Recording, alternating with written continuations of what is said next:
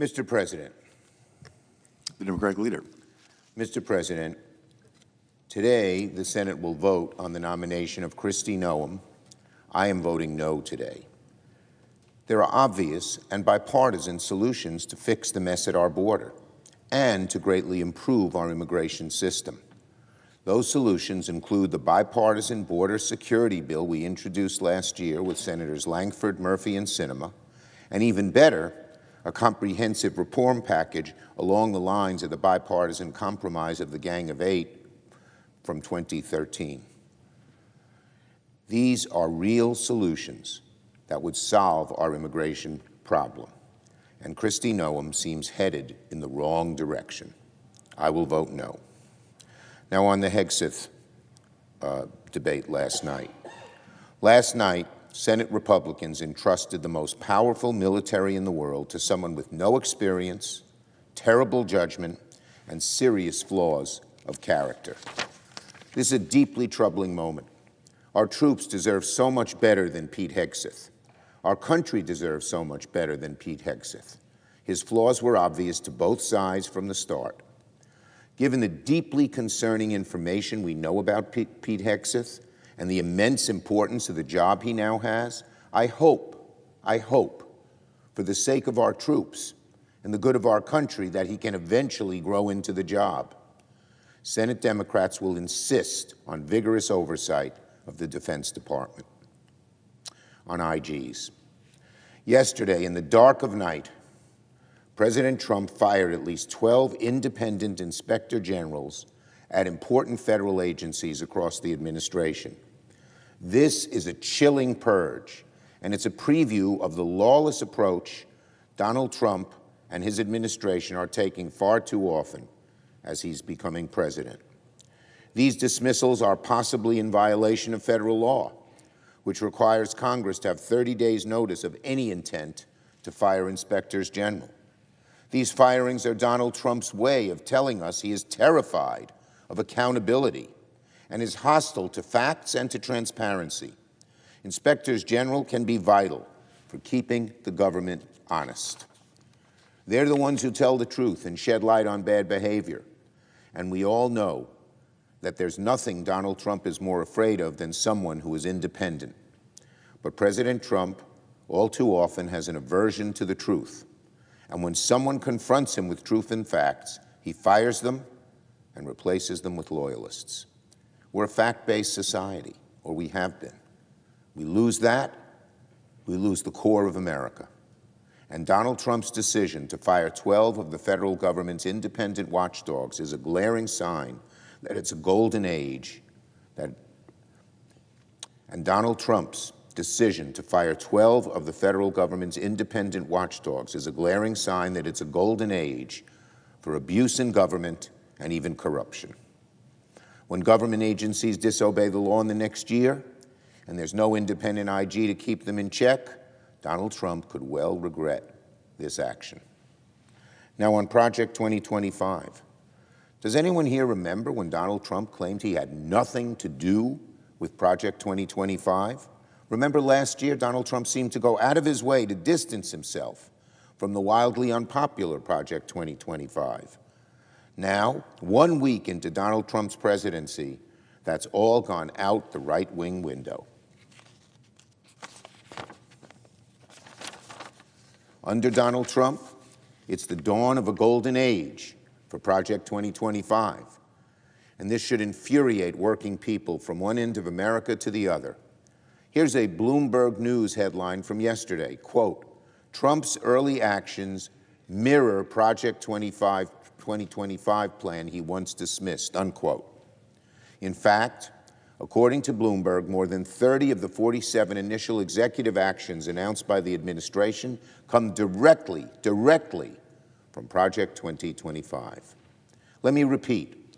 More than 30 of the 47 executive actions announced by the administration come directly from Project 2025.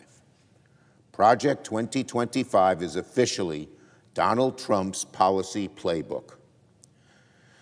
Less than a week into his term, President Trump has gone after Medicare, savings for drug costs, and the cap on out-of-pocket spending for medications. Where do you find those ideas? Well, they're right out of the 2025 playbook. President Trump also signed executive orders that would eliminate good-paying jobs in clean energy and open the floodgates for big oil companies. Where do you find that? The Project 25 playbook. And even though President Trump said he wanted to leave reproductive care to the states, his actions tell us he was not telling us the truth. He pushed policies barring doctors from sharing information with patients about health care, including abortion, and is pushing anti-choice beliefs into the doctor-patient relationship here in the U.S. and across the globe. So when Donald Trump threatens things that to roll back cost savings for prescription drugs or threatens jobs, he's making life easier for the big corporations and more expensive for average people. And where do these ideas come from? These and many, many more come from the 900 or so pages of Project 2025. So no matter how much Donald Trump tries to convince people he had nothing to do with Project 2025, the truth has now come out. Project 2025 is the Trump agenda. And unfortunately, it seems very likely we're going to see more of these awful proposals in the weeks to come. From Project 2025 right into the Trump administration. On FEMA. Yesterday, President Trump traveled to North Carolina and California to tour sites ravaged by both hurricanes and wildfires. While speaking to reporters, the president mentioned the role of FEMA, saying he plans to issue an executive order that could possibly eliminate FEMA altogether. In his words, quote, "I think we're going to recommend that FEMA go away." Look, if we want to talk about common sense reforms to disaster response, that's one thing. But getting rid of FEMA entirely because of the conservative hunger to shrink government at all costs is dangerous, very dangerous. That could leave families, business owners, and local communities fending for themselves. President Trump's proposal to get rid of FEMA has Project 2025 written all over it. Project 2025 wants to privatize some of FEMA's programs, including national flood insurance that vulnerable communities rely on desperately. Project 2025 calls for the shrinking of the federal government's share of disaster aid and making the states and local taxpayers pay a far larger share. That's antithetical to how Americans stuck together and looked after each other in times of disaster. Why do we have a national FEMA? Because Americans pulled together, not divided one another. And when an area had trouble, whether it's floods in North Carolina or hurricanes in Florida, or fires in California, or the devastating effects of Sandy in New York, the whole nation pulls together and says, we're going to help those devastated areas. We're all together in this.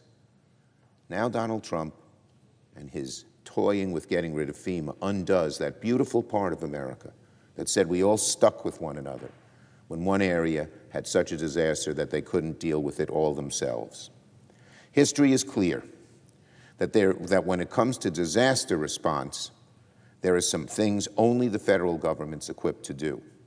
And President Trump would be mistaken to ignore that. When states get overwhelmed, when their highways are buckling, when they don't have trucks and ambulances because of flooding or fires or whatever, earthquakes, to get to the people in need, FEMA comes right in. It's happened in my state, it's happened in your state, it's happened in everybody's state. Get rid of FEMA because a group of hard-right people want to see that the wealthy in America pay less taxes, a la Project 2025? Un-American to me, and against a grand tradition that we've had for over a century. Eliminating FEMA, the tradition of each area of the country helping one another. Eliminating FEMA without thinking of the consequences will only mean more pain and more confusion from communities at their worst times, times of crisis. The President should back away from this threat. I yield the floor and note the absence of quorum. Clerk will call the roll. Ms. Also Brooks.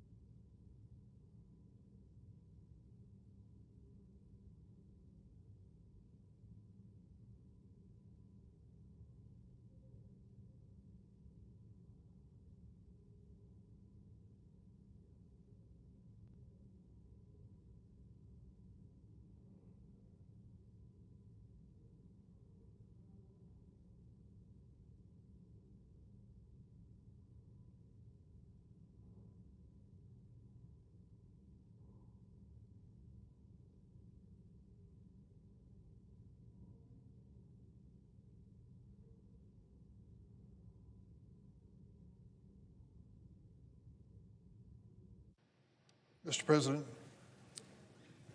Pardon? Oh, the Democratic whip is recognized. are we in a quorum call? Yes, we are. I ask consent that the quorum call be vitiated. Without objection. Thank you, Mr. President. Mr. President, pending before the United States Senate on this Saturday morning is the nomination of Governor Kristi Noem of South Dakota to be the Secretary of Homeland Security in the cabinet of President Trump. I have never met Governor Noem. I'd hoped that we would have a chance to get together, but that didn't work out. I made a request for a courtesy meeting, but we couldn't schedule it, so my vote is not contingent on a person showing up in my office, but I wish we'd had a chance to meet and talk about the awesome responsibility she is seeking with this department. Department of Homeland Security is virtually the creation of 9/11. That's when the term homeland started being used at our highest levels of our government in an effort to keep America safe from 9/11 or anything like it happening in the future.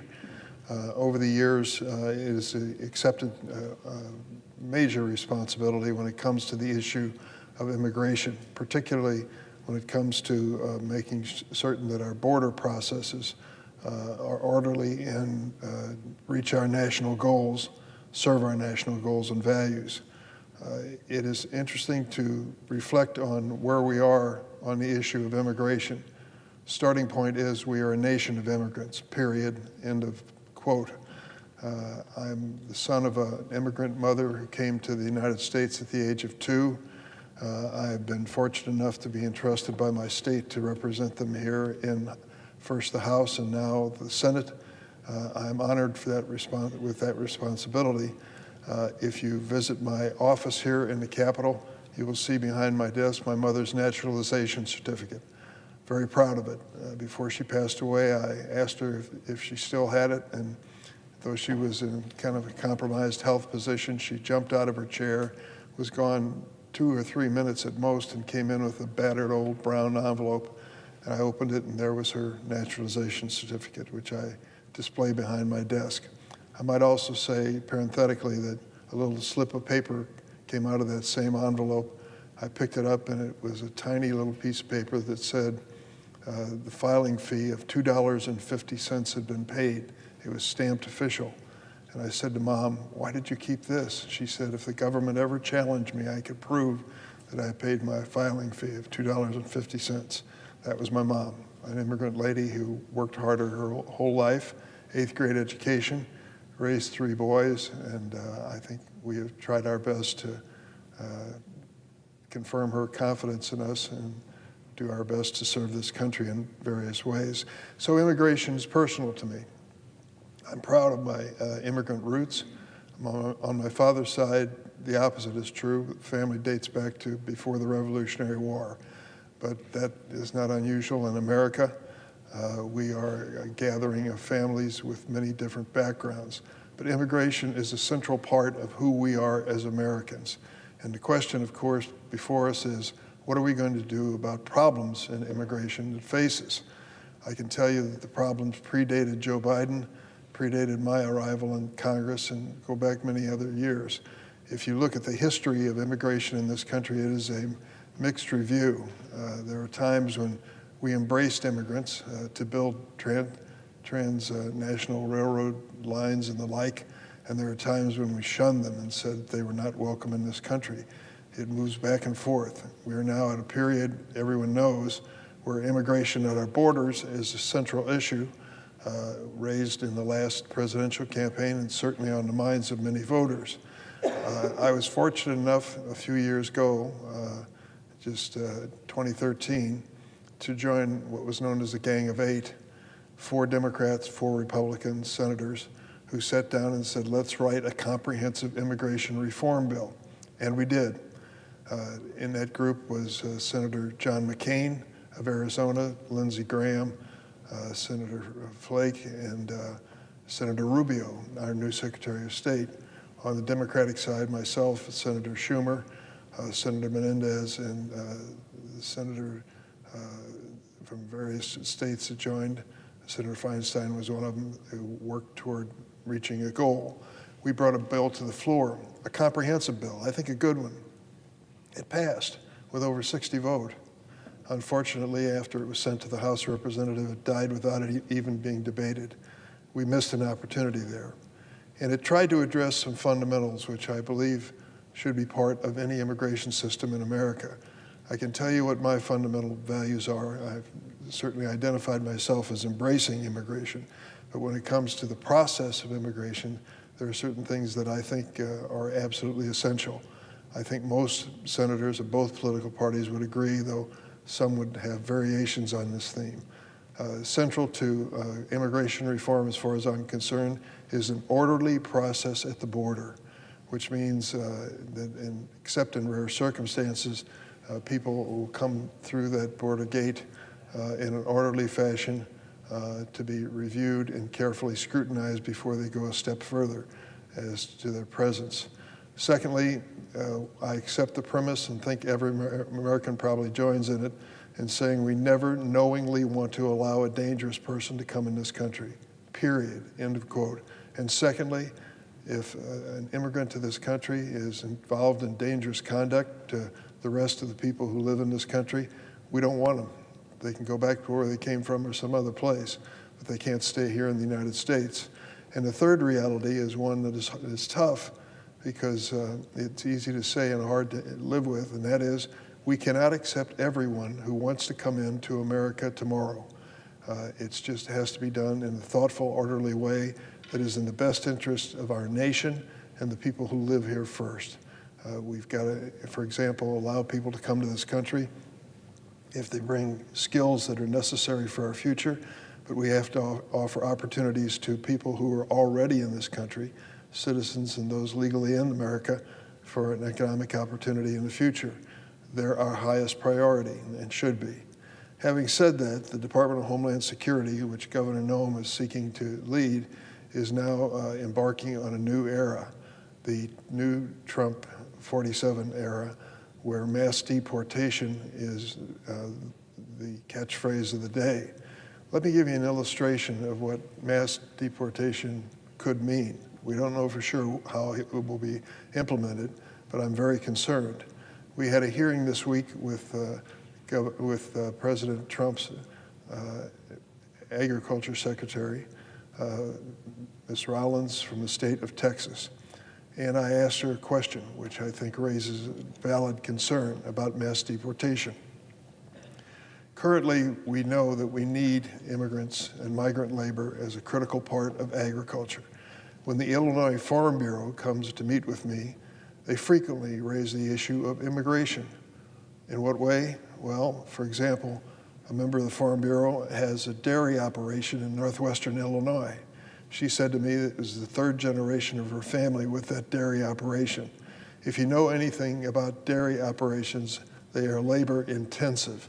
Those cows have to be milked twice a day, and you better be ready to do it, and do it with frequency if you want to continue a successful dairy operation.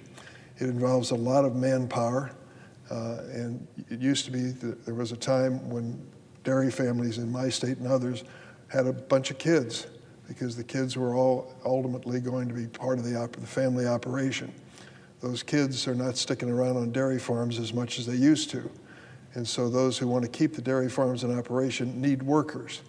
It is almost virtually impossible to find American workers on these dairy operations because it's such tough work. And so migrant labor becomes a critical part of the operations in dairy.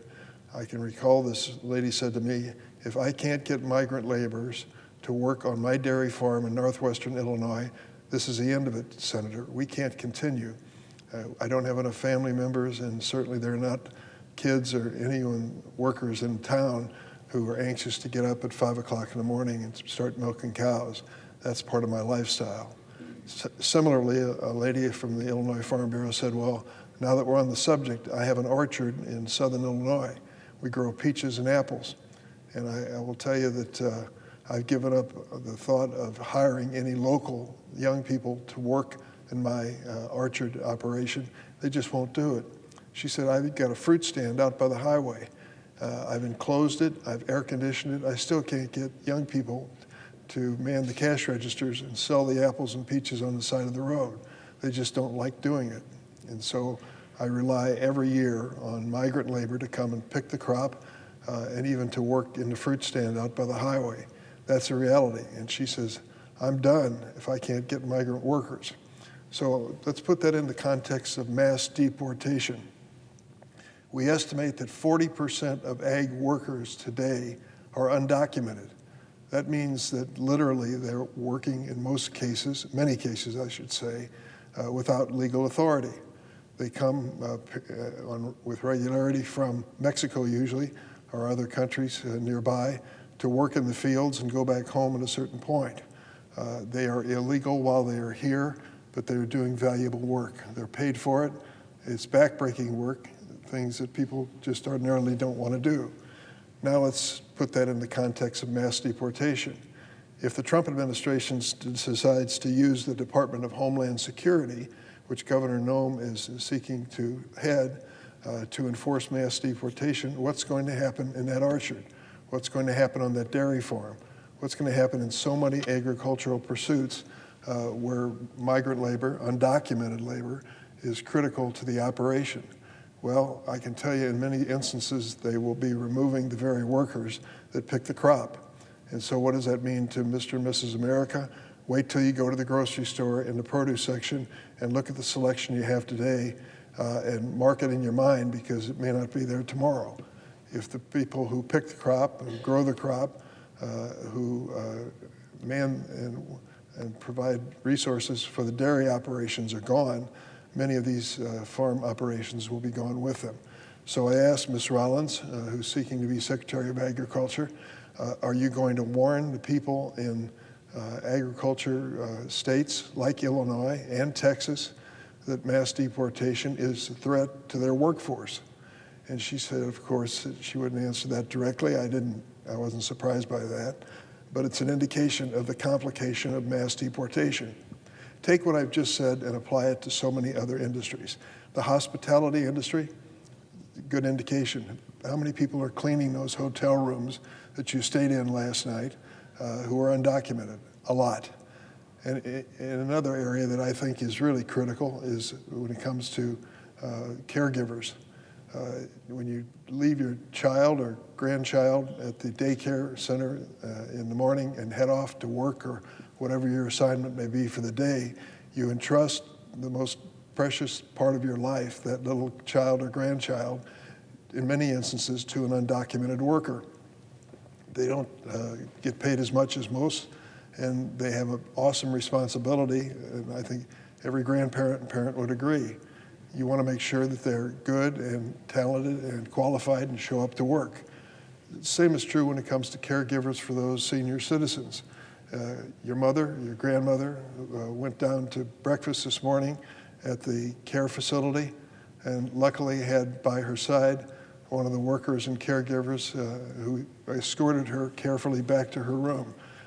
We all know that at a certain age, a fall can be literally deadly and cost a person's life. So you count on that worker. Now if you go into mass deportation and start removing the undocumented workers from child care facilities and senior facilities and nursing home facilities, how many people will be prejudiced and hurt by that? I'm afraid very many. So this notion of cleaning the ranks and ridding ourselves of undocumented people in this country, we have to give some thought to. If they are dangerous, if they've committed a crime, no questions asked, they have to go. And it has to be a serious crime and not just an arrest for shoplifting, for example. I personally believe they should not only be charged with the crime, but prosecuted. But if that happens, they're gone, period. And I think most people would agree with that. So Governor Noem's aspiration to head this agency comes at a critical moment in history. The economy of this country is about to change with mass deportation. We estimate there are about 11 million, roughly 11 million people in this country undocumented, meaning that they are here not in legal status. How did they get here? In a variety of ways. They overstayed visas in most instances. Some of them came across the border, that's for sure, but many of them came into this country as students or tourists and stayed. And they comprise the largest share of the 11 million undocumented people in this country. I think we dealt with this issue in a responsible way in the bipartisan comprehensive bill. Here is what we said, and I want to make it clear. I think this is a thoughtful and sensible way to approach it on a bipartisan basis. If you are undocumented in this country, under our bill, you are required legally to step forward, identify yourself, pay a fee to remain in this country. You would then be registered by the government. We would know who you are, where you are. You would pay your taxes while you're working and make your contributions to Social Security and other funds. And you would be, it would be enforced by something called E-Verify, where every employer in this country would be required to check and make sure that the person who is working and undocumented was in fact registered with the government. That to me is a thoughtful way to make sure that we are safe, still have the workers that we need, and to say to those that are here on undocumented status, you may stay. We're not guaranteeing your citizenship, although I personally believe that they should be given a path to citizenship, but it is a starting point and a sensible one. We would say to those workers at the dairy farm in northwestern Illinois, keep working, but now you're going to have your own Social Security number and your own requirement for paying taxes on a personal basis, as an example. So it's a little bit different than what President Trump has envisioned. His sounds a lot different in many respects, but it's an indication of the awesome responsibility that Governor Nome will have if she becomes the Secretary of Homeland Security. Our border must be secure, and we certainly, as I said earlier, must deport any dangerous individuals who are here illegally. The approach that I've heard will remain to be seen what happens by President Trump and his DHS Secretary nominee, Kristi Noem, is not just targeted at criminals. It is aimed at legal immigrants and immigrant families who've lived in our country, many of them for decades, and are pillars of our community. Without fail, I can predict what's going to happen if President Trump pursues his approach. In community after community in Tennessee and in Illinois, we will discover undocumented people to our surprise. I didn't know that that man running the restaurant in southern Illinois from Mexico, the popular restaurant that people love to go to on Friday and Saturday nights, I didn't know he was undocumented. I can't believe they are going to deport him. We're going to hear stories like that over and over again of people that we sit next to at church, count on every day in our business dealings, see at the nursing homes, see at the daycare facilities, who will be subject to deportation. And not just those who are undocumented, but many times it appears to be that they're going to say to their children who were born in the United States and are legal citizens under the 14th Amendment to the Constitution, they have to leave as well. There is no basis for that to happen in law or in the Constitution, and yet I'm afraid that it might be the future. We've already seen President Trump suspend refugee admissions program, which provides safe haven for those fleeing oppressive regimes around the world, including people from Afghanistan who literally risked their lives to help American soldiers survive in that wartime context. Some of those people are being threatened now with exclusion and deportation. Many refugee applicants wait decades to come to the United States lawfully, and all of them go through rigorous vetting. I'm talking about not months, but years of background checks before they can be considered as a refugee in this country. When they've waited so long under difficult circumstances, that seems fundamentally unfair. The Trump administration has already canceled flights for over 1,600 Afghan refugees scheduled to come here, including the families of active duty U.S. military personnel and those who are at risk because they fought for the U.S. On the side of the U.S. in Afghanistan. I have a particular situation in Chicago, which I'm honored to represent. We have a section of that city, one of my favorites, it's known as Ukrainian Village. It goes without saying that that means so many people from Ukraine have family and relatives in the Chicagoland area. Great restaurants and bakeries and churches, schools. It's a vibrant part of the city of Chicago. This is something most people don't know. When the governor of Texas decided to send thousands of undocumented people to the city of Chicago, It caused a lot of upheaval and change overnight, and many of those people had to be helped by units of government, the state of Illinois, the city of Chicago, and others. At the same time, those 50,000 people were being slowly integrated into the local economy. And most of them now don't live in any government-sponsored facility, but they have their own lives, and they're working at this point. At the same time that happened, another 50,000 came into Chicago from Ukraine. Because of the war in that country and the displacement of people in that war, we were offered an opportunity under the Biden administration for those Ukrainians to come to the United States under two conditions. First, they have a sponsoring family, and second, they have a job waiting for them. They won't be dependent on government programs for their survival. We did that, and almost no one noticed. These Ukrainians have become part of the community in the Chicago greater region and have been part of the economy. And they've been accepted and embraced. Now they face the real prospect of mass deportation as well. Where are we going to send them? Where are they going? This war in Ukraine makes it virtually impossible for them to return to what was their home. So I hope that as we reflect on mass deportation, we realize there are complicating factors in many of these circumstances. Stopping the flights to America will not make life any easier for those who applied for refugee status, and it sends a message in Afghanistan to our allies and troops around the world that we will not stand by and support and be friends with those who risk their lives for our soldiers. The President Trump has announced his plan to attempt to deny citizenship to children born in the United States if their parents are not citizens or lawful permanent residents. I don't know if I have a copy at my desk here. I'm supposed to have, oh, here it is. I'd like to read to you, Mr. President, the 14th Amendment to the Constitution. I hope everyone gets a chance to take a look at it for themselves on this whole question of whether someone can be born in the United States and become a citizen. That has been the law in this country for over 140 years, and it really is a provision of the Constitution which is explicit. Here's what the 14th Amendment says, and I quote it directly. All persons born or naturalized in the United States and subject to the jurisdiction thereof are citizens of the United States and of the state wherein they reside. That is the first sentence of the 14th Amendment.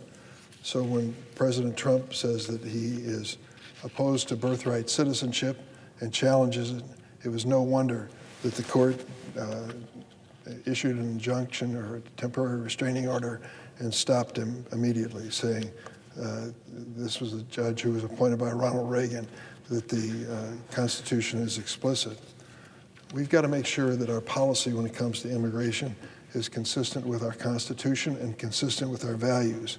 And for many years in this country, over 100 now, that has been very clear that birthright citizenship is guaranteed by the Constitution. Kristi Noem, the governor of South Dakota, has said she wants to end birthright citizenship. She's described the southern border as a war zone and called unauthorized immigration a, quote, invasion, unquote.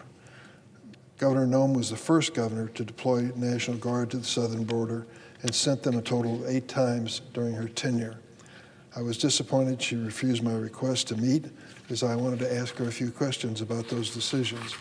As I said before, we need a secure border. That's why I worked for years to pass bipartisan legislation. But we also need to protect millions of non-citizens whom Americans rely on each and every day. Immigrants make up 40% of our agriculture workers and 40% of our home health aides. They are an outsized percentage of child care workforce and the farm workforce in America. If they are gone, the cost of daycare for families is going to go up because there'll be fewer workers. Immigrants have been a key part of the American success story. Our nation, I believe, needs them more than ever in a thoughtful way. Remember the 3 elements that I stand for, and I hope most people agree. 1, we need an orderly process at the border. Number 2, no dangerous person should ever be allowed knowingly into this country or allowed to stay if they are seeking permanent immigrant status. And number 3, we cannot accept every person in the world who wants to come to America tomorrow. It has to be a thoughtful, orderly process consistent with our values and consistent with our obligation to American families. They do not deserve those who are here to live in fear each day. Any real solution to immigration challenges must give them stability and a future that they can count on. Americans deserve a real fix to our broken immigration system that protects American workers and treats immigrants fairly. This pending nomination is a critical one. It may be the hottest topic in Washington today. I look forward to the opportunity to meet Governor Noem at some point to hear more about her intentions. And with that, Mr. President, I yield the floor. President. The senator from Iowa.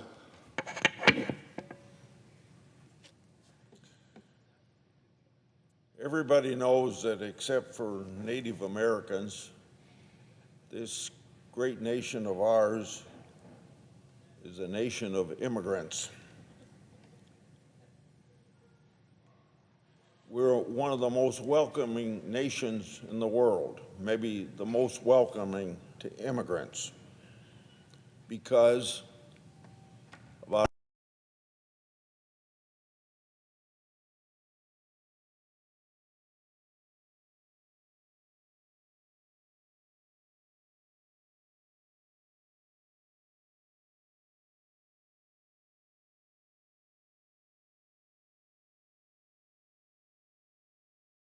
law of about 6 or 7 years from Ethiopia. I've learned much from them, and I think America is great because of the people that come here. But we're also a nation based on the rule of law, and we have not seen that immigration law enforced over the last 4 years. So I'm going to be voting for Governor Noem because she's committed to enforcing our immigration laws. I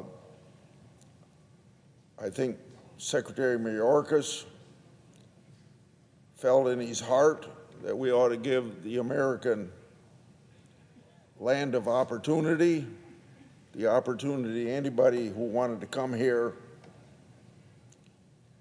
He said he was enforcing the laws, but we know that he wasn't enforcing laws, because you saw every night on TV people crossing the Rio Grande, coming to this country and violating our laws as they entered. We all know that if you're going to be a sovereign nation, you got to control your borders. We can't have millions of people coming here in violation of our laws, people that are on the terrorist watch list, people with criminal records, everybody just willy-nilly coming here. We are that land of opportunity, but also a land of the rule of law. We're seeing deportations going on now with priority on people that are criminals or on the terrorist watch list. We're hearing some economists and some business people saying our economy is in jeopardy if we deport these people, but no employer is going to hire somebody on the terrorist watch list if they know that they are. No employer is going to hire somebody with a criminal record if they know about that criminal record. So let's talk about the impact of deportation on the economy after people with criminal records, after people that are on the terrorist watch list, and the 1 2/10 or 1 3/10 million people that have been adjudicated that they did not meet the test of our law that they could legally be in this country. And to have those 3 categories of people deported, then maybe let's talk about the impact on the economy after that. But I think that's quite a few months down the road.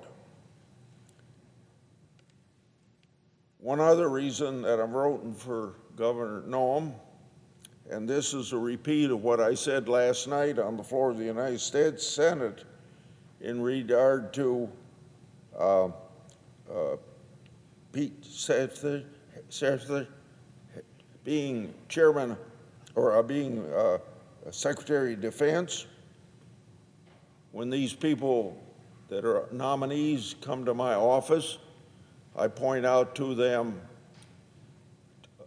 a couple things. Number one, I always say you're going to be asked if you'll answer our letters. And everybody for decades have been saying yes to that.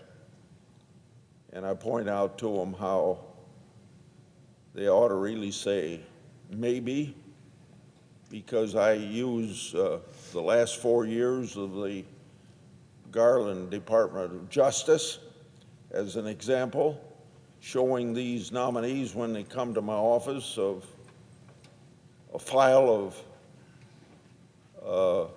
about 158 letters that the Department of Justice and the FBI haven't appropriately answered, even after they said they'd answer all of our letters.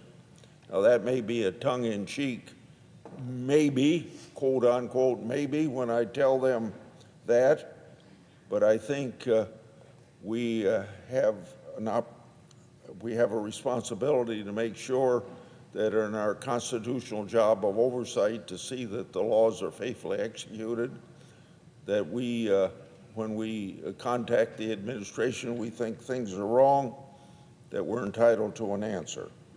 This isn't a problem just in a Democrat administration. This is a problem in Republican administrations.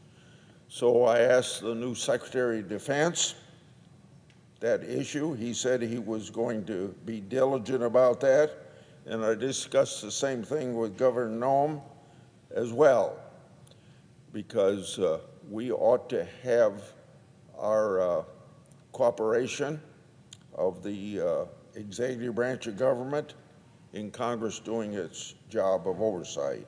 I'm satisfied that Governor Noem will, to the best of her ability, help us with our oversight responsibilities and even help us get answers to those left over from the Biden administration. I think Governor Noem is very well qualified to be Secretary of Homeland Security.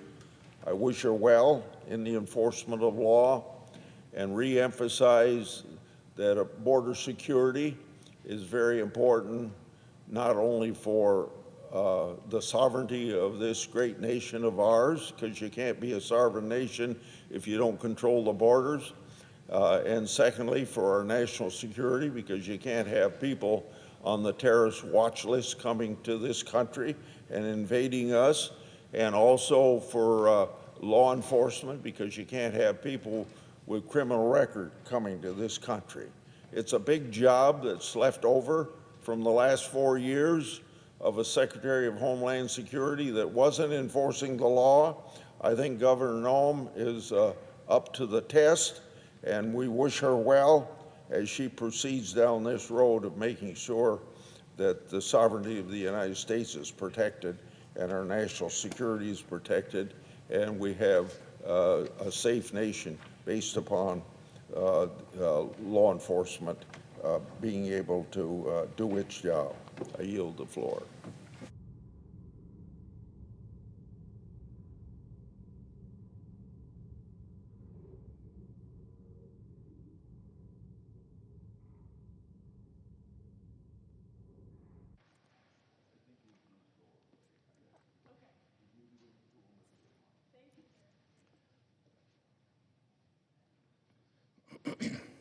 Mr. President.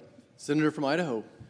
Thank you, Mr. President. Mr. President, in about an hour or so, we are going to vote on the nomination, or at least on cloture on the nomination for Scott Bessent to be the Treasury Secretary of the United States. And I rise today to urge my colleagues to vote in favor of this motion.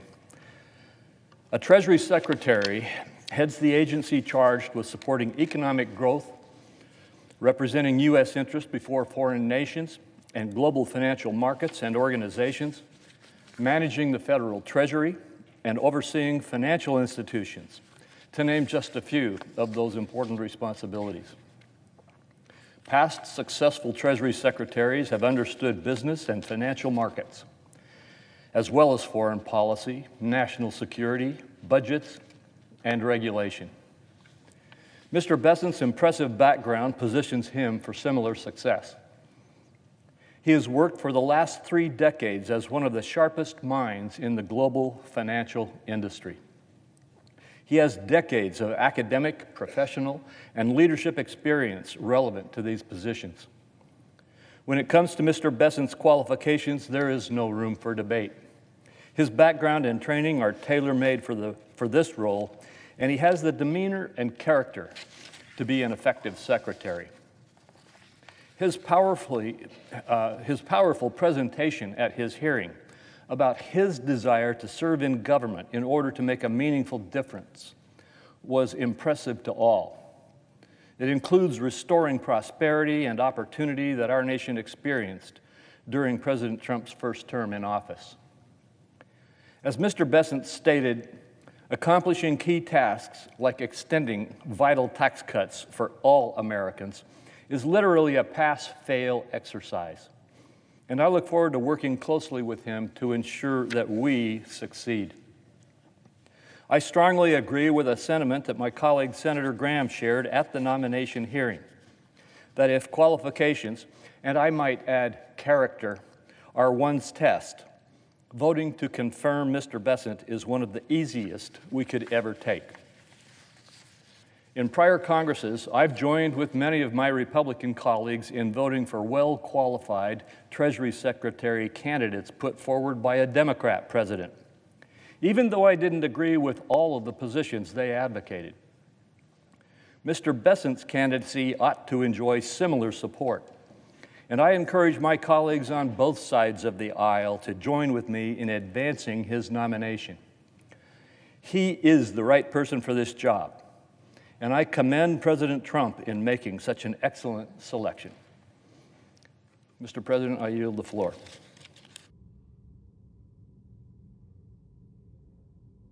The absence of a quorum. The clerk will call the roll. Ms. Alsor-Brooks.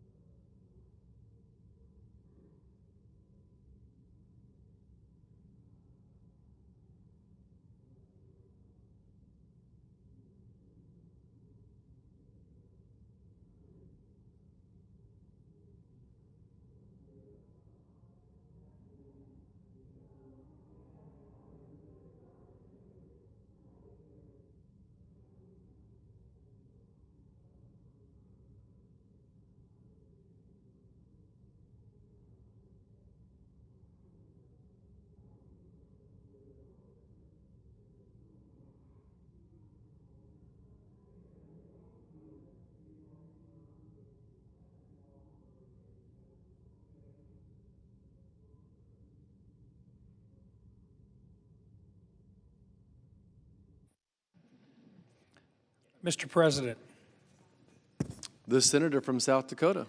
I would move to vitiate the quorum call. Without objection.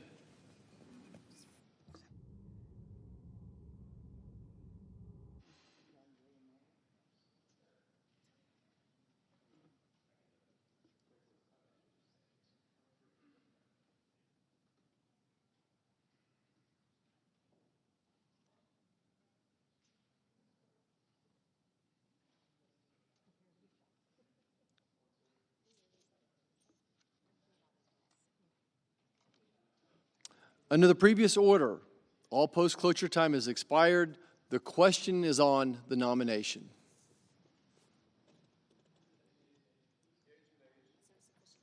Is there a sufficient second? There appears to be. The clerk will call the roll. Ms. Also Brooks, Ms. Baldwin, Mr. Banks, Mr. Barrasso,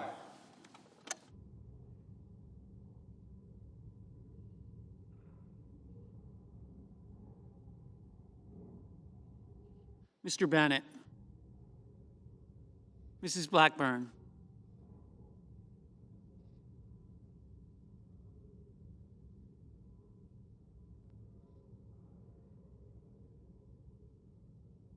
Mr. Blumenthal, Ms. Blunt Rochester, Mr. Booker,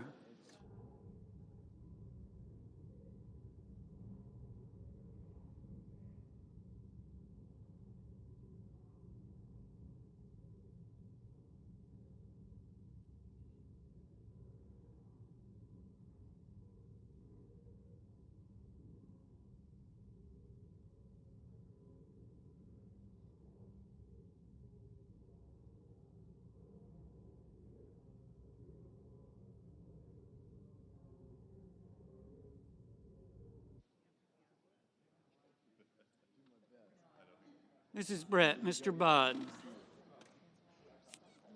Ms. Cantwell, Mrs. Capito, Mr. Cassidy, Ms. Collins, Mr. Coons, Mr. Cornyn, Ms. Cortez Masto, Mr. Cotton, Mr. Kramer, Mr. Crapo, Mr. Cruz, Mr. Curtis, Mr. Daines,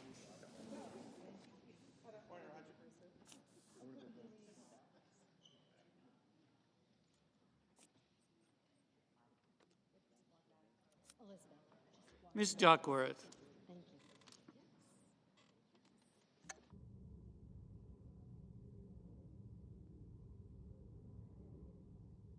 Mr. Durbin, Ms. Ernst, Mr. Fetterman, Mrs. Fisher, Mr. Gallego, Mrs. Gillibrand, Mr. Graham, Mr. Grassley, Mr. Haggerty,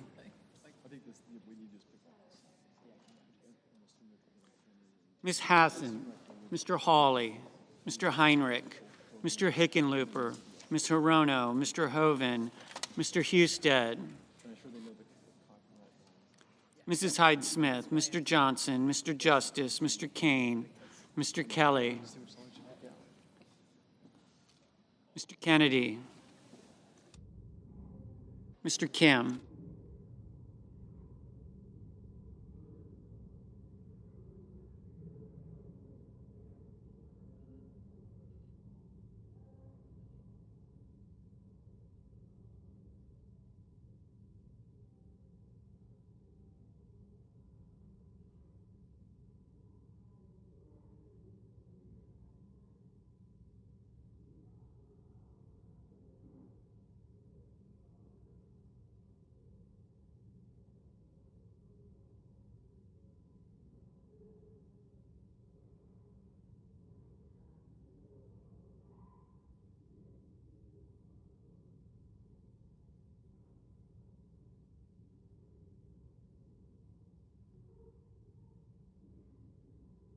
Ms. Klobuchar, Mr. Langford, Mr. Lee, Mr. Lujan,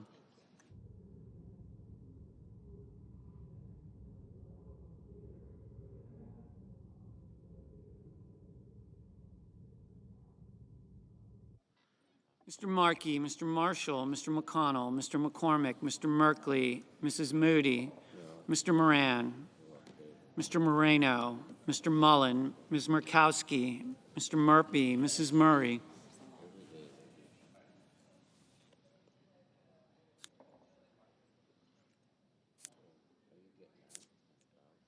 Mr. Ossoff, Mr. Padilla, Mr. Paul, Mr. Peters, Mr. Reed, Mr. Ricketts, Mr. Risch, Ms. Rosen, Mr. Rounds,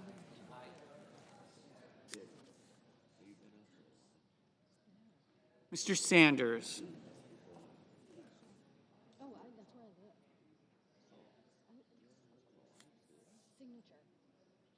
Mr. Schatz, Mr. Schiff,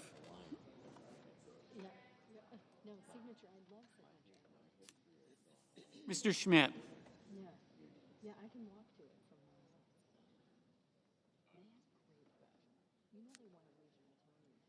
Mr. Schumer, Mr. Scott of Florida, Mr. Scott of South Carolina, Mrs. Shaheen,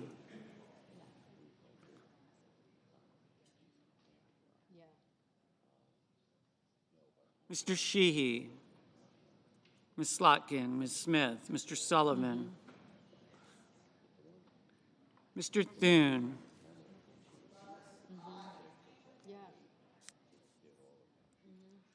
Mr. Tillis, Mr. Tuberville, Mr. Van Hollen, Mr. Warner, Mr. Warnock, Ms. Warren, Mr. Welch, Mr. Whitehouse, Mr. Wicker, Mr. Wyden, Mr. Young.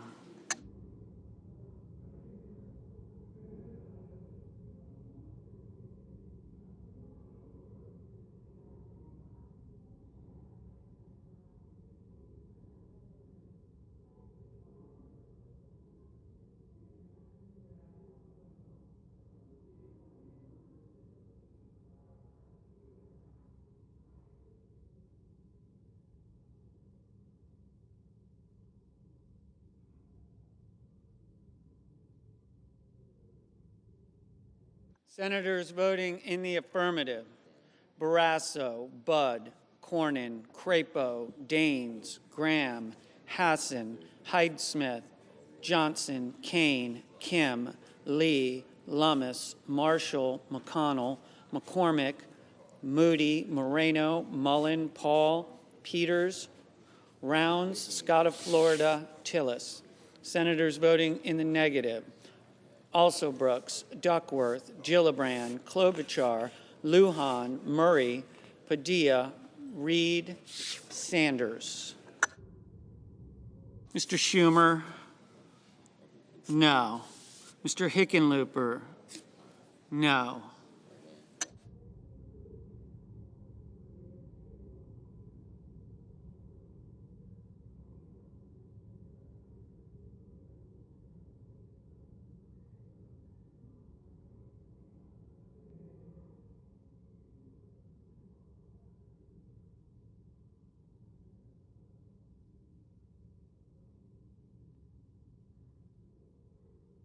Mr. Schmidt, aye.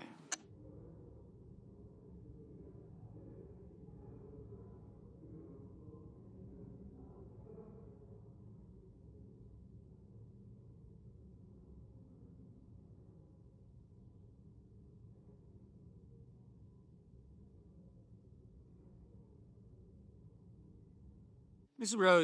Rosen, no. Ms. Ernst, aye.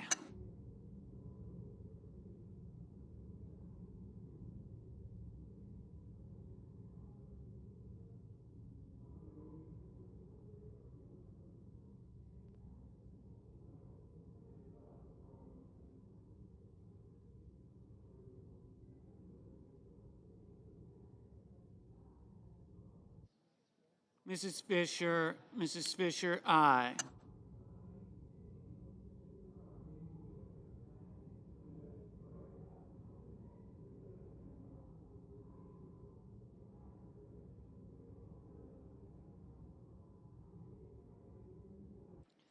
Mrs. Capito, aye.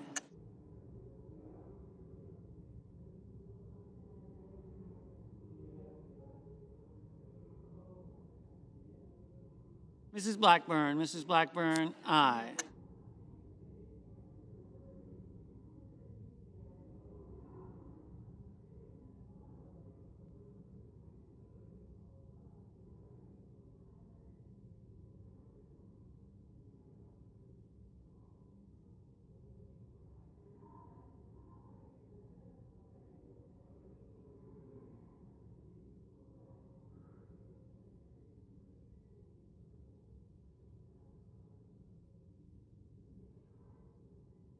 Mr. Heinrich, no. Mr. Warner, no.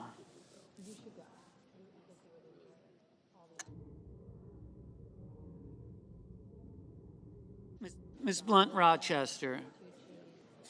Rochester, no.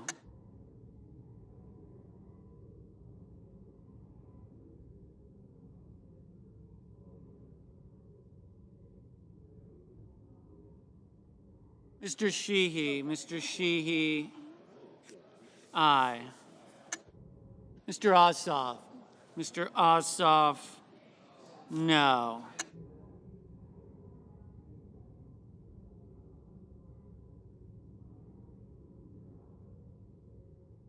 Mr. Bozeman, aye.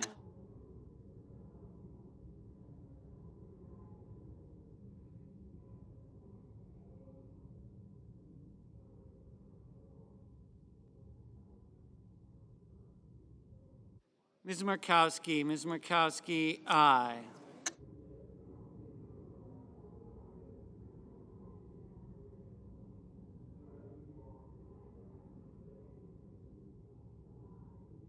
Ms. Collins, aye.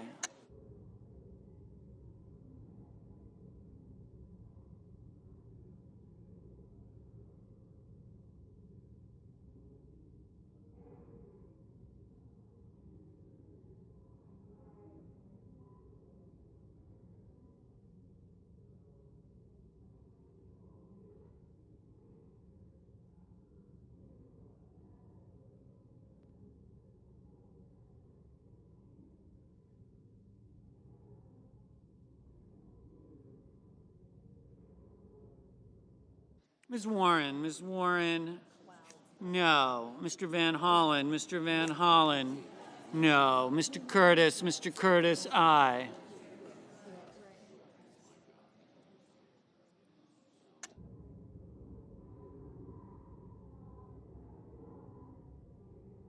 Mr. Ricketts, aye.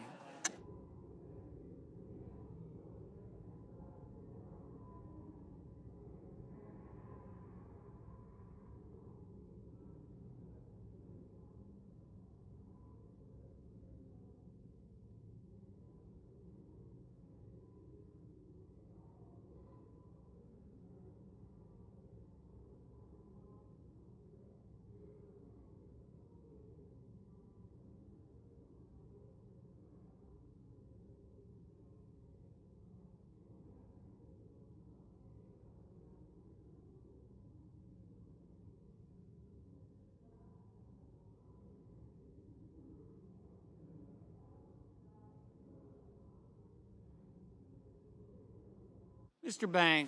Banks, aye.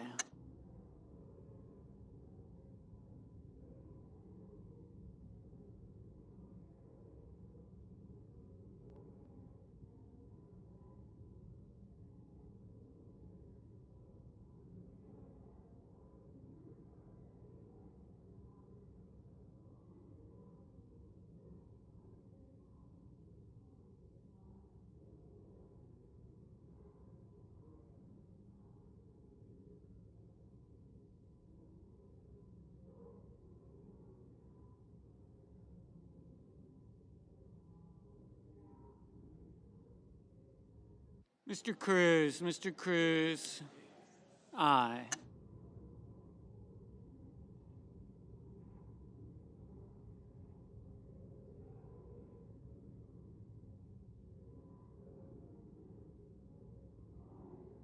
Mr. Wicker, aye.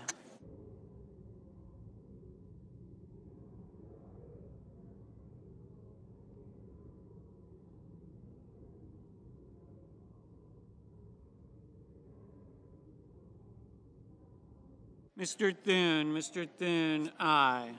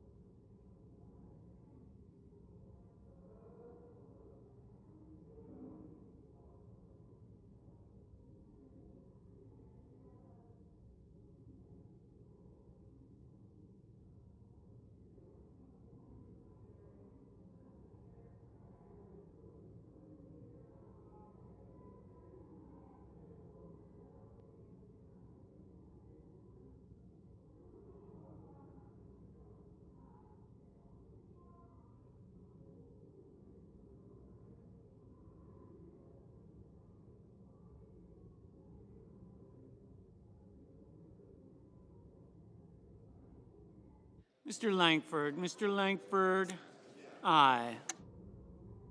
Mr. Gallego, no.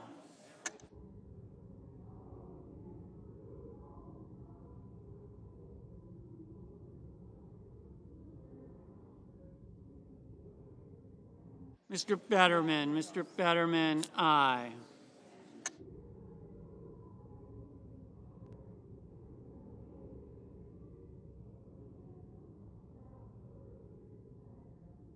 Mr. Durbin, no.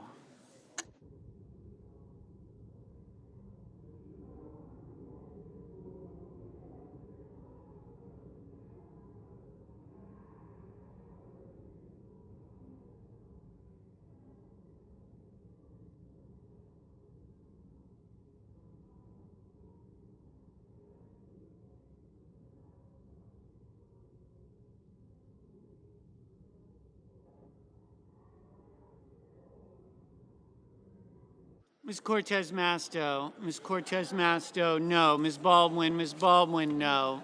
Mrs. Shaheen, aye. Mr. Markey, no. Mr. Kelly, no. Mr. Schiff, no. Mr. Cotton, aye. Mr. Blumenthal, no.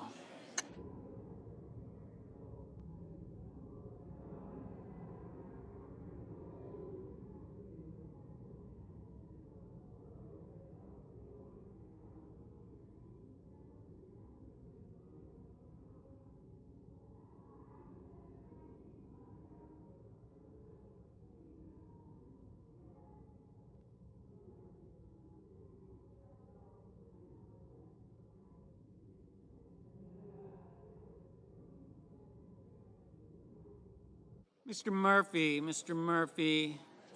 no.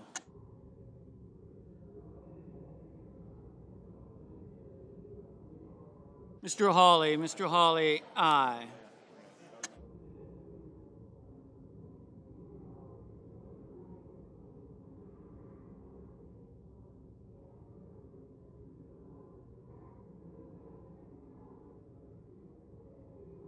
Mrs. Britt, aye.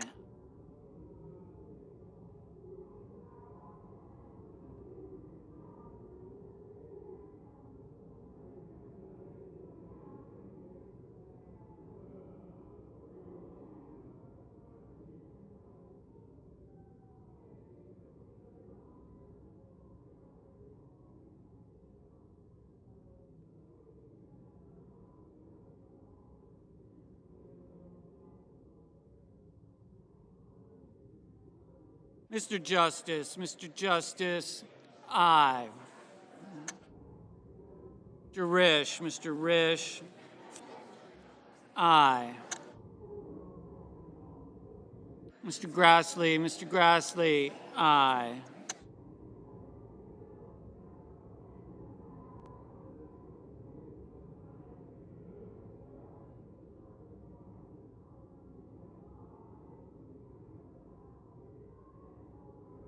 Mr. Whitehouse, no.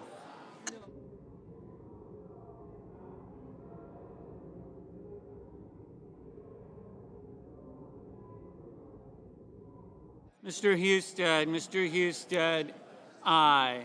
Mr. Welch, no. Mr. Tuberville, aye. Mr. Bennett, no.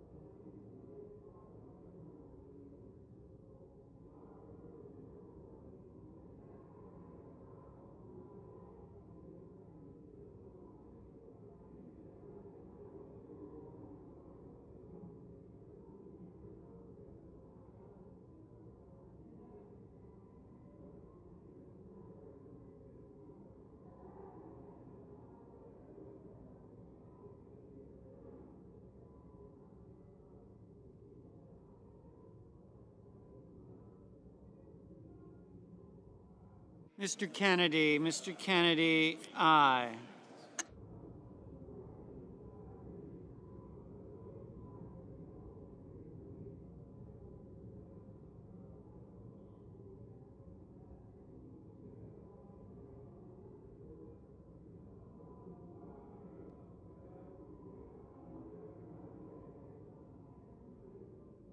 Ms. Hirono, no.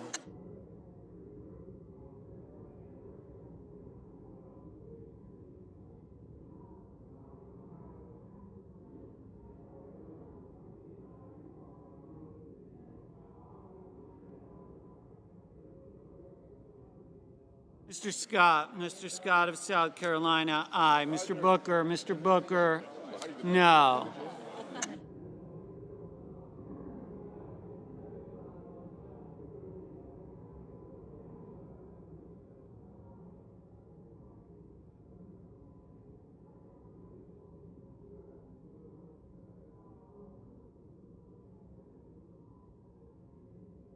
Mr. Sullivan, aye.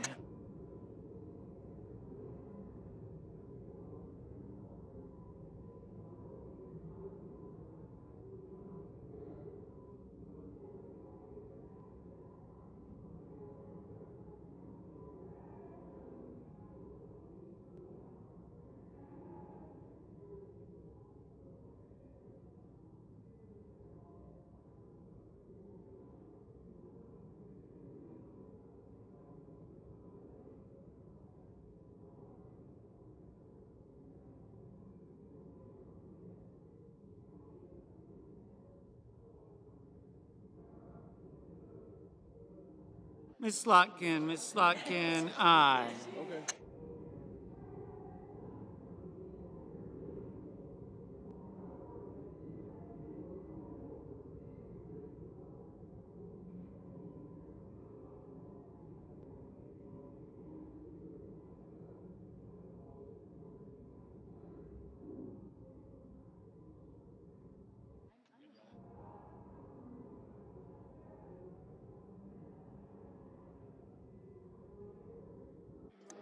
Mr. Coons, no.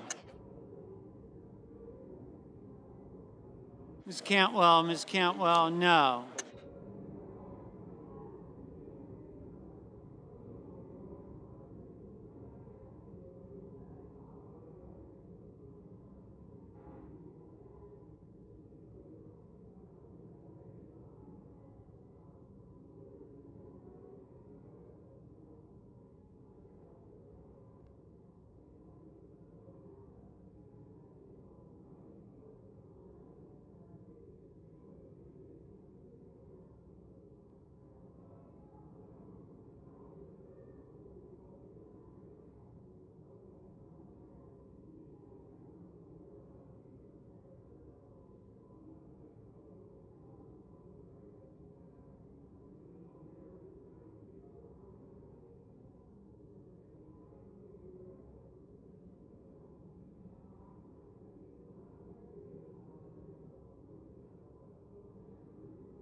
Mr.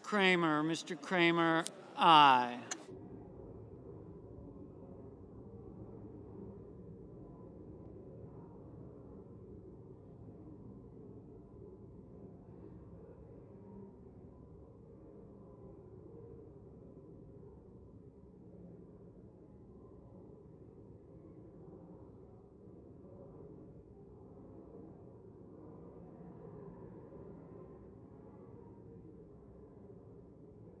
Mr. Hoven, aye.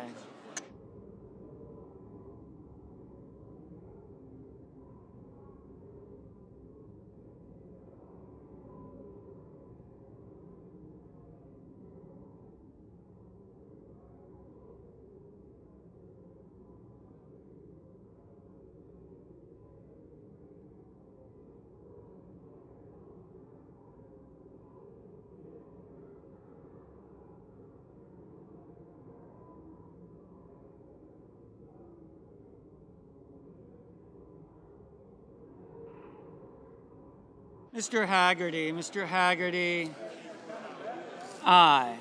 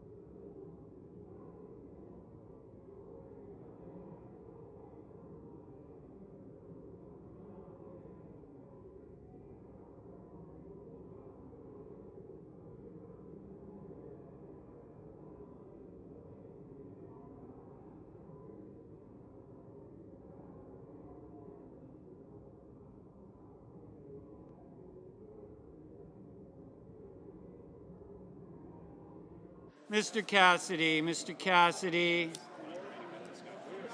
aye. Mr. Young, aye.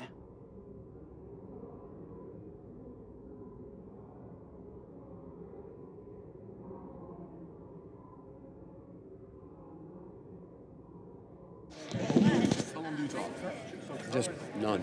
Okay. I just have to reconsider it, get to the next vote. You catching up?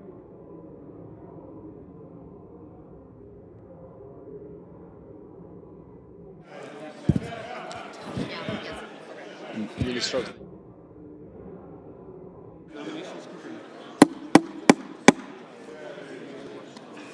The yeas are 59, the nays are 34. The nomination is confirmed. President. The Majority Leader. Mr. President, I ask unanimous consent that with respect to the Nome nomination, the motion to reconsider be considered made and laid upon the table, and the President be immediately notified of the Senate's action. Further, that the mandatory quorum call with respect to the Bessent nomination be waived. Is there objection? Without objection. The clerk will report the motion to invoke cloture. Cloture motion. We, the undersigned senators, in accordance with the provisions of Rule 22 of the Standing Rules of the Senate, do hereby move to bring to a closed debate on the nomination of Scott Bessent of South Carolina to be Secretary of the Treasury, signed by 17 senators.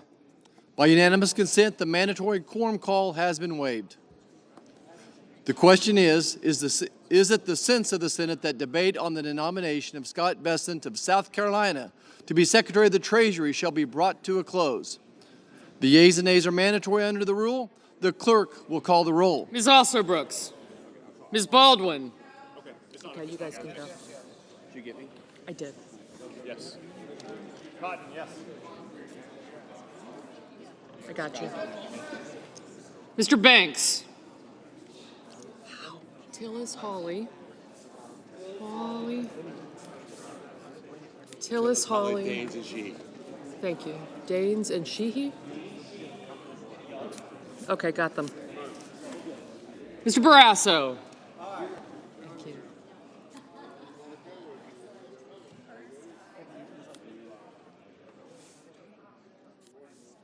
Thank you. Thank you. Gotcha. Gotcha. Mr. Bennett. Mrs. Blackburn. Gotcha. Gotcha. Thank you. Thank you. Thank you. Thanks, yes. Okay, thank you. Mr. Blumenthal, Ms. Blunt Rochester.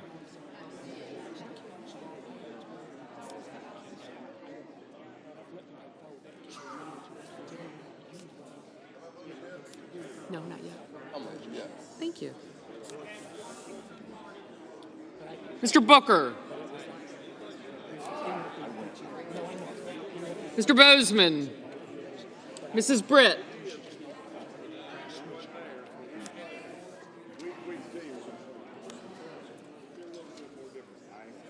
Thank you.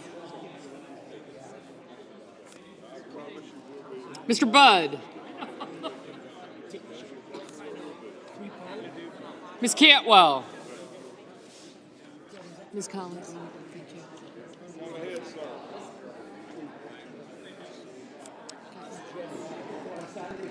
Mrs. Capito, Mr. Cassidy, Ms. Collins, Mr. Coons.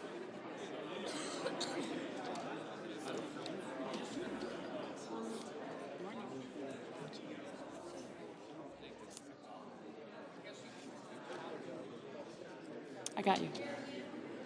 I do. Yes. Hello, young lady. Hello, how are you?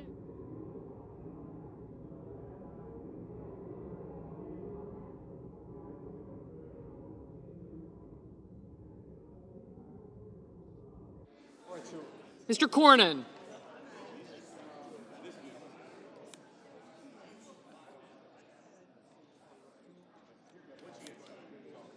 Ms. Cortez Masto.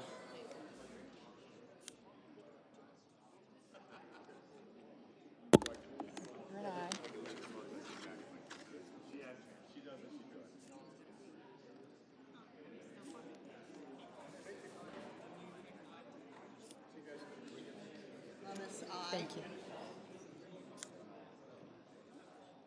Gotcha. Mr. Cotton, Mr. Kramer. Yes, I did. Thank you.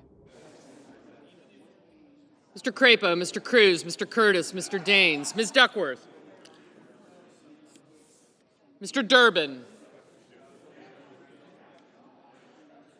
Ms. Ernst, Mr. Fetterman.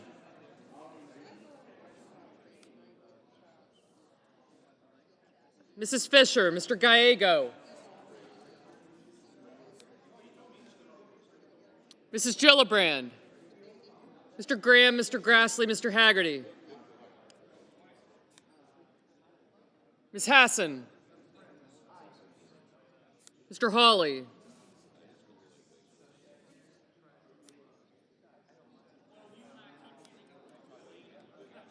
Mr. Heinrich.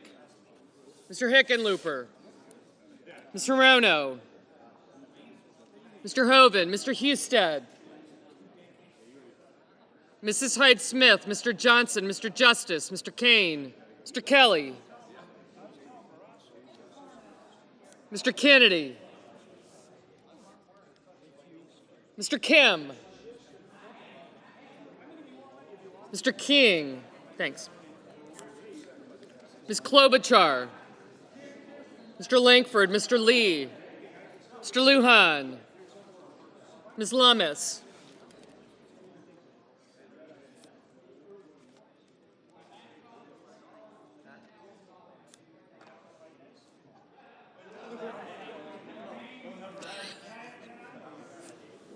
Mr. Markey, Mr. Marshall.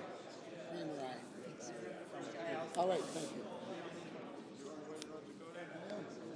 Mr. McConnell, Mr. McCormick, Mr. Merkley, Mrs. Moody.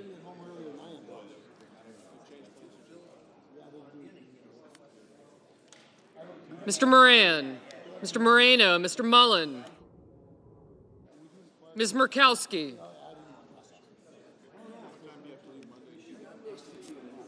Mrs. Murray, Mr. Ossoff, Mr. Padilla, Mr. Paul, Mr. Peters, Mr. Reed, Mr. Ricketts, Mr. Risch, Ms. Rosen, Mr. Rounds, Mr. Sanders, Mr. Schatz, Mr. Schiff,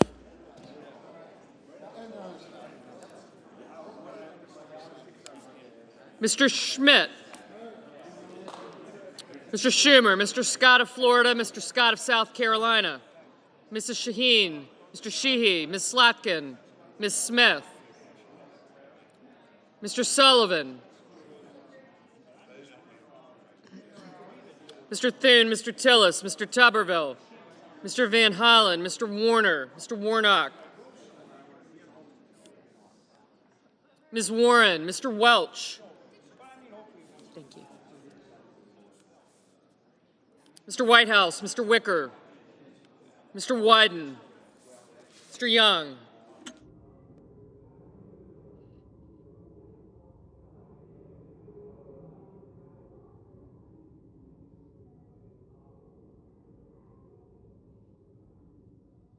Senators voting in the affirmative: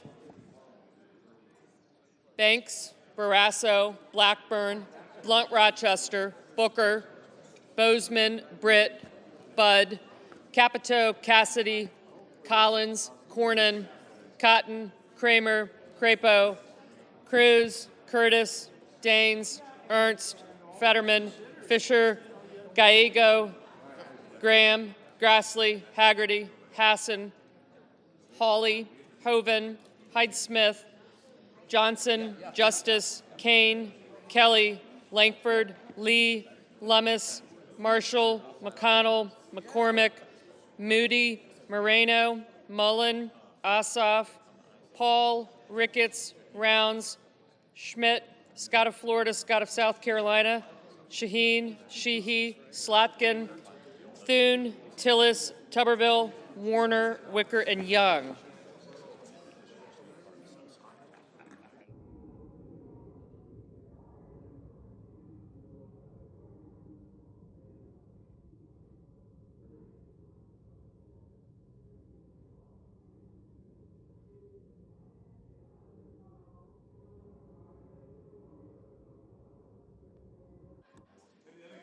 Mr. Kennedy, aye. Mr. Risch, aye. Thank you. Senators voting in the negative: also Brooks, Baldwin, Bennett, Blumenthal, Heinrich, Hirono, Kim, Markey, Murray, Reed, Rosen, Sanders, Schiff, Schumer, Van Hollen, Warren, Welch, and Whitehouse. Mr. Schatz, no.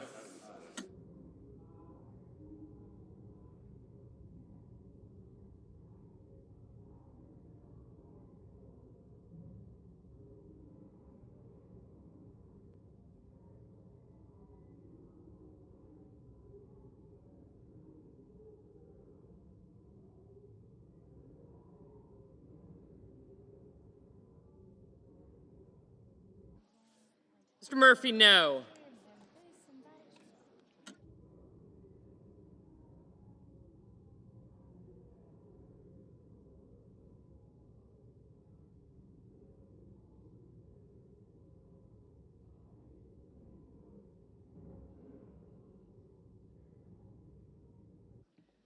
Mr. Husted, aye.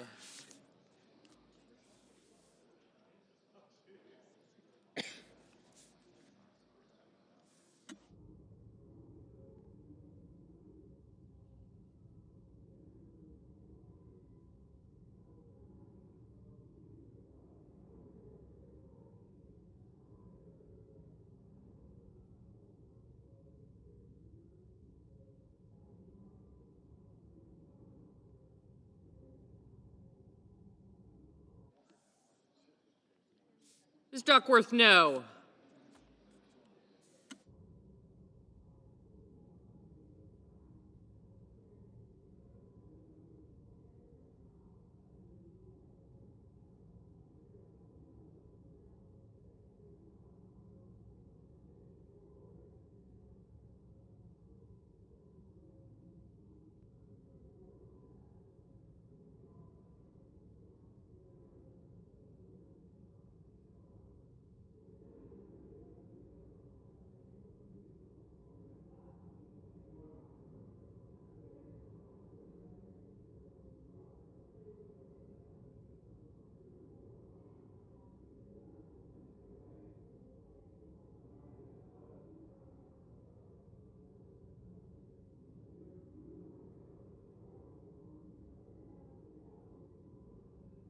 Mr. Lujan, no.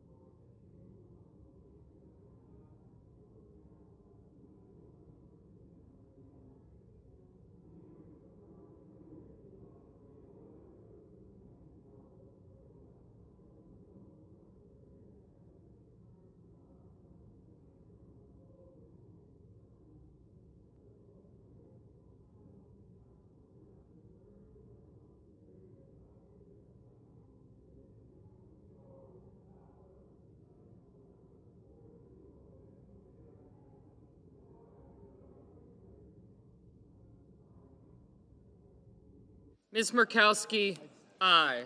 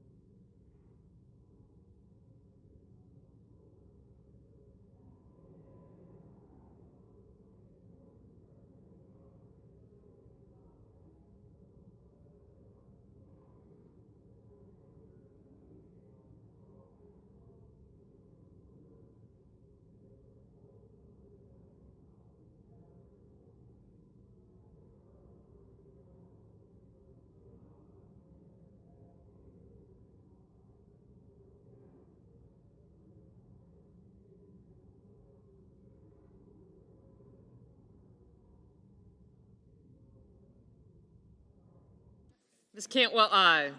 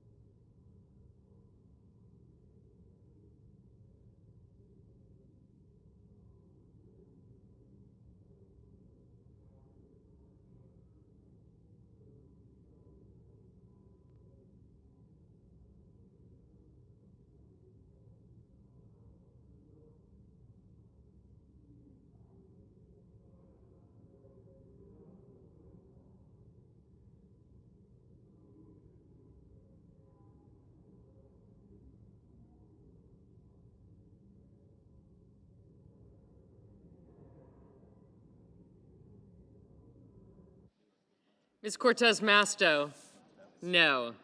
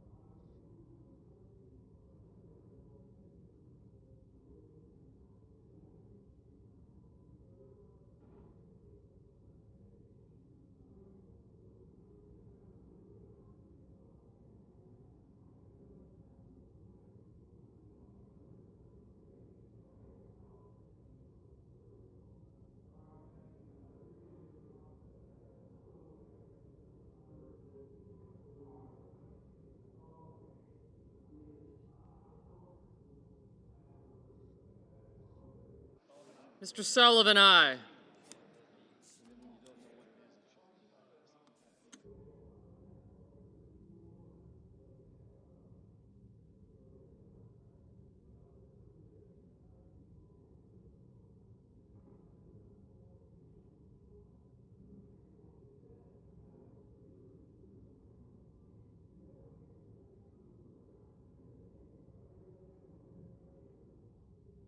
Mr. Hickenlooper, aye.